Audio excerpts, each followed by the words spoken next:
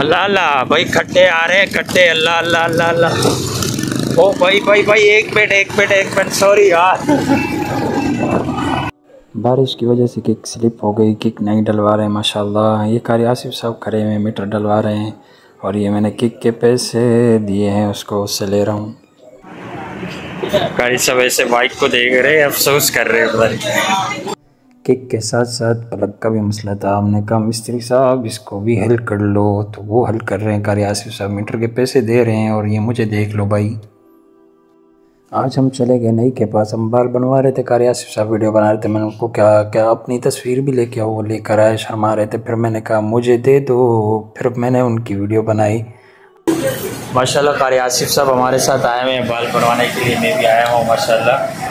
تو ہم بال بنوا رہے ہیں. آپ کا نام کیا ہے؟ محمد سہیل بھائی ماشاءاللہ بہت اچھی کٹنگ کر رہے ہیں، آپ ضرور تشریف لائیں انشاءاللہ. شاپ کا نام کیا ہے؟ تھوڑا سا زور سے بتائیں. ماشاءاللہ. تو آپ بھی تھوڑا سا انٹرویو لیں، آپ کیا کر رہے ہیں؟ بس صحیح اوکے. آپ بال بنوائیں نا، اس کے بعد دیکھتے ہیں انشاءاللہ. ماشاءاللہ آپ اپنا کام تو کر رہے ہیں، پہلے انٹرویو کر رہے ہیں. اب شیشے میں ڈبل نظر آ رہا ہے، ادھر سے سر نظر، ادھر شکل نظر آ رہی ہے.